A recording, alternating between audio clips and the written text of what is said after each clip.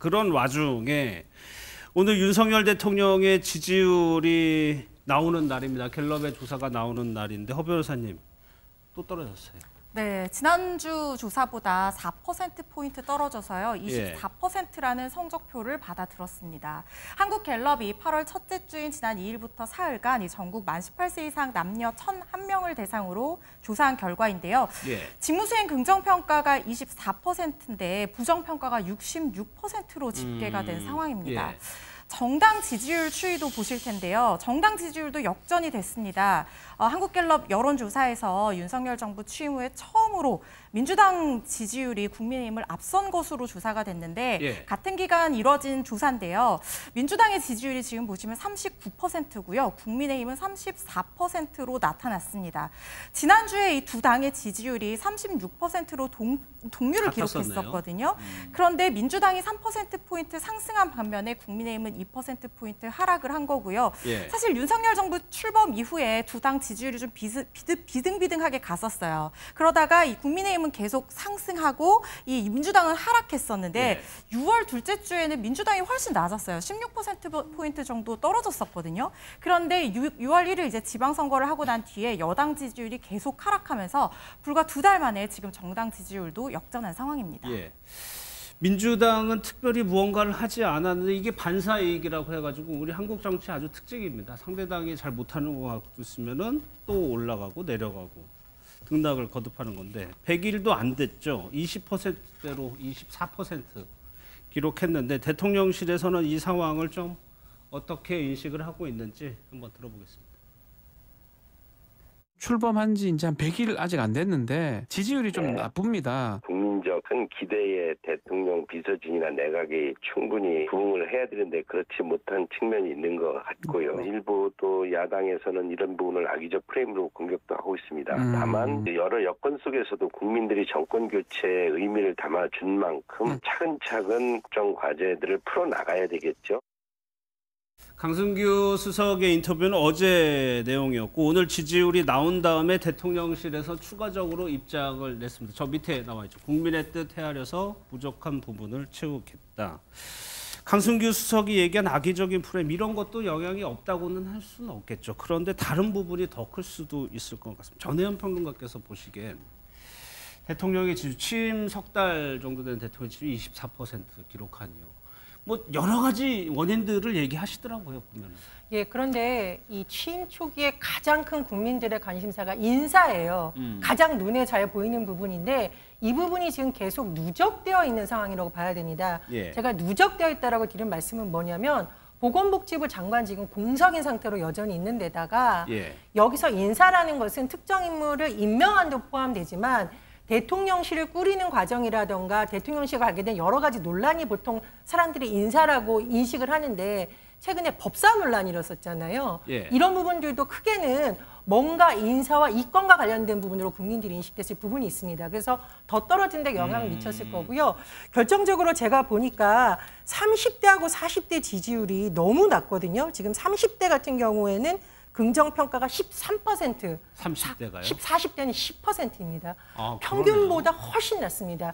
제가 그 이유로 곰곰이 생각을 해보니 이건 역시나 초등학교 입학 연령을 6세에서 5세로 밝히는 안이 29일부터 이번 주 초까지 계속되는 안인데 딱 30대와 40대의 최대 관심사가 바로 이 부분입니다. 그래서 이번 여론조사의 특징이 보수층에서도 굉장히 부정평가가 높이 나왔다는 거거든요. 제가 보니까 진보 보수를 떠나서 이런 교육 정책의 혼선이라든가 이런 부분이 지지율을 더 떨어뜨리는 데 영향을 이번 주는 미친 것으로 보입니다. 장혜찬 평론가께서는 어떻게 보세요? 지금 이번 주는 대통령이 휴가 기간이어가지고 육성으로나 별다른 메시지가 나오지 않았음에도 불구하고 지지율 떨어졌다. 이건 어떻게 해석해요? 일단은 잔실수가 너무 많아요. 지금처럼 이 국민들이 좀 냉정한 시선으로 바라볼 때 실수를 줄이는 것부터 시작을 해야 되거든요. 낸시 펠로시 의장 왔을 때도 이 전화통화로 가름한 거는 매우 적절한 조치였다는 외교 전문가들의 평가가 많았습니다. 다만 대통령실에서 안 만난다 했다가 만나면 검토 중이라 했다가 또 안 만난다 했다가 이런 과정들이 국민들에게 혼란을 주는 것이고 또 국민제안 비서관실에서 국민들의 제안을 받아들여서 이 마트 의무 휴업 이거 한번 고쳐보겠다고 했는데 막상 발표하고 나서는 이거 어뷰징, 그러니까 가짜 접속이 너무 많아서 다시 하겠다. 예. 국민들 입장에서 황당하죠. 그리고 또 교육부 장관이 이 여론 수렴 없이 일방적으로 발표한 입학 연령 당기는 것. 예. 이것도 발표하고 나서 학부모 단체 만나서 간담회했잖아요. 상식적으로 간담회하고 나서 발표를 그렇죠. 해야 되는 게 맞죠. 그리고 박순애 장관 같은 경우는 이제는 국민들과 소통 많이 하겠다고 했는데 오늘 이 기자들의 질문에 단 한마디도 대답하지 않아서 기자들이 항의하는 영상도 많이 보도가 됐어요. 실수를 했으면 본인이 그 실수를 책임지기 위해서 불편한 질문 들어와도 기자들에게 더 많이 답변해주고 더 친절하게 설명해줘야 되는 거 아닙니까? 근데 현장 기자들이 막 항의하는데 교육부 직원들이 막아서고 그 와중에 장관 신발도 벗겨지고 이런 해프닝이 또 보도가 되거든요. 그러니까 대통령이 휴가 기간 동안 매우 숙고하고 있을 겁니다. 어떻게 변화할 것인가, 어떻게 국민들에게 낮은 자세를 보여드릴 것인가. 그런데 그 기간 동안에도 내각이나 대통령실의 일부 참모들이나 장관들이 대통령을 도와주지 못하고 발목을 잡고 있는 이 현상에 대해서는 정부 관계자나 책임자들이 좀 진지하게 고민해봐야 될 대목인 것 같습니다. 예. 저희도 이번 주 내내 박순애 장관 얘기를 했는데 실제 여론조사 데이터로도 그 한 살 낮추는 문제에 대해서 부정평가에서 5%나 차지했고 인사가 가장 높았죠. 거기에도 아마 포함됐을 것 같아요. 박순애 장관 영상 한번 좀 보도록 하겠습니다. 께서 담당해 주시겠습니다. 먼저 적극적으로 행정을 지원하겠습니다. 감사합니다. 네, 부총리께서는 서울 일정 관계로 이사하시겠습니다. 질문 안 받으시나요? 질문할 거 질문은 저희 실국장들이 답변 드리도록 하겠습니다. 부총리님 질문 받아주시죠. 변호사 들어왔다고 삭제하실 의견이 있습니까? 부총리님 질문 안 받으세요? 질문 받으셔야 되는 거 아닙니까? 질문 안 하시는 거예요, 오늘? 기자들도 만나서 여론 수렴 하셔야 되는 거 아닙니까? 측임 편한 공론화 안 되면 사퇴하실 용이 있으신가요? 장관님 너무 무책임하신 거 아닌가요? 질문 받으셔야죠. 장관님 여론 수렴 많이 하신다고 하셨지 않나요? 질문 받으시죠. 질문 받으시고 가시죠. 조금만 쉬시고 오시면 제가 말씀드리겠습니다. 언제 말씀드리겠습니까? 급기야는 이제 불통 논란까지 빚었는데 이수정 교수님도 한번 쭉 지켜보셨을 것 같아요. 박순애 장관의 그 정책 관련해 가지고 글쎄 거치 같은 것 좀 어떻게 해야 된다고 보세요?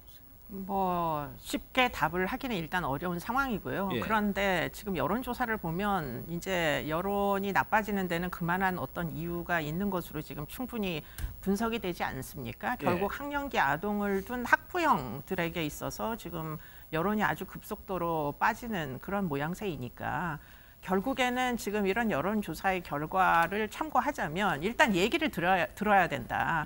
국민들이 불안해하는 정책을 굳이 강권해야 되는 이유가 뭔가 보다 근본적인 이유부터 뭐 찾는 과정, 물론 뭐 발표를 먼저 하고 일을 추진하고 이거는 이제 장관마다 약간 스타일이 달라서 다른 이제 논쟁이 되는 장관님은 일단 모든 관련 부처의 이야기부터 일단 먼저 들으시고 결론을 내는데 굉장히 신중하신 분도 계시더라고요.